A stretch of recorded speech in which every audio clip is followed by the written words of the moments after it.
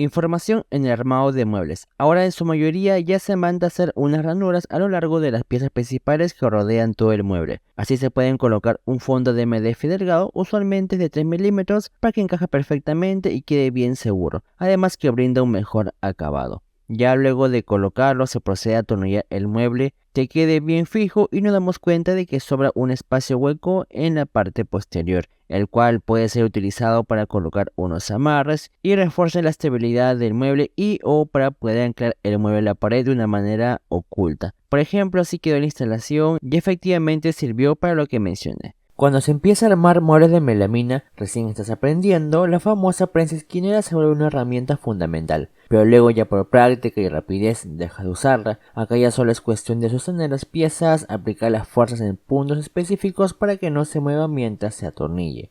Aquí por ejemplo pueden ver el proceso a detalle. Ojo que resulta más fácil en muebles pequeños, pero ya cuando son grandes debido al peso y tamaño, si no hay alguien que nos ayude a sostener las piezas, pues nos queda usar las prensas. Al final siempre la prioridad es armar el mueble con mucha precisión. Tip de medición: cuando deseamos fijar una pieza interna o entrepaño exactamente al medio del mueble, hay que sacar la medida de todo el largo o lateral y tener como referencia el punto medio. En este caso todo mide 500 milímetros, así que la mitad sería 250. Teniendo esto claro y que la melamina que se está utilizando es de 18 milímetros, dicha marca que hicimos podemos correrla hacia arriba o abajo 9 milímetros, o sea la mitad del espesor de la melamina. Ese nuevo punto se volverá mi línea base donde empezará o terminará dicha pieza central. Así lograremos tenerla bien colocada para proseguir a fijarla. No se olviden que la mejor forma de verificar que esté alineada la pieza es usar una escuadra para que haya un ángulo perfecto de 90 grados. Con todo lo mencionado hecho, ya se atornilla con normalidad, siempre con paciencia si deseas precisión. Ahora, otra técnica es prácticamente medir 500 milímetros igualmente, restarle 18 milímetros, luego dividirlo entre 2 y ya tienes la medida de la línea base. Es prácticamente lo mismo, pero llegamos a la medida por otra ruta de resta y división. Hace poco instalé este pequeño mueble y se aprecia a la cabeza los tornillos que se utilizaban para el armado.